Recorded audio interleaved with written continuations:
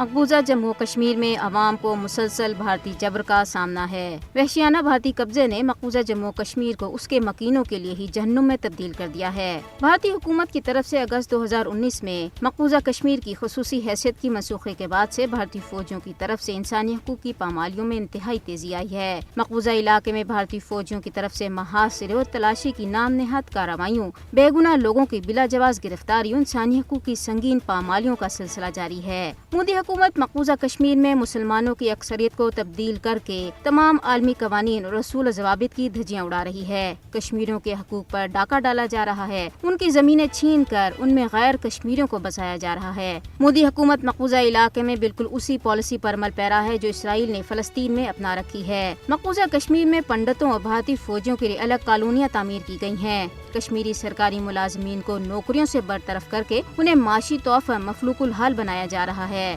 دوسری طرف کشمیریوں کو تحریک آزادی سے وابستگی پر سزا دینے کے لیے جھوٹے مقدمات میں گرفتار کر کے پبلک سیفٹی ایکٹ اور UAPA جیسے کالے قوانین کے تحت دور دراز کی بھارتی جیلوں میں بھیجا جاتا ہے۔ مقبوضہ کشمیر میں سچ سامنے لانے پر صحافیوں، انسانی حقوق کے کارکنوں کو بھی انتقامی کارروائیوں کا سامنا ہے۔ بھارتی حکومت 5 اگست 2019 میں مقبوضہ کشمیر کی خصوصی حیثیت کی منسوخی کے بعد کشمیریوں کی منفرد شناخت اور ثقافت کو مسخ کر کے یہاں پر یکے بعد دیگرے سازش کرنے کے علاوہ اپنی ہندوتوا پالیسیاں نافذ کر رہی ہے۔ آزادی کی خاطر کشمیریوں کی آواز کو خاموش کرانے کے لیے مودی حکومت ظلم اور بربریت کی پالیسیوں کے باوجود بھارتی قبضے کے خلاف کشمیری مسلمانوں کی مزاحمت کا عزم مزید مضبوط ہی ہوگا۔ یہ بھارت کی ہٹ درمی اور غیر حقیقت پسندانہ رویہ ہے جس نے کشمیر کو ایٹمی فلیش پوائنٹ بنا دیا ہے۔ بھارتی حکومت کو یاد رکھنا چاہیے کہ اس کے 5 اگست 2019 جیسے غیر قانونی یک طرفہ اقدامات مقبوضہ کشمیر کی بین الاقوامی طور پر تسلیم شدہ متنازع حیثیت کو تبدیل نہیں کر سکتے۔ اب وقت آ گیا ہے کہ عالمی برادری مقبوضہ جموں کشمیر میں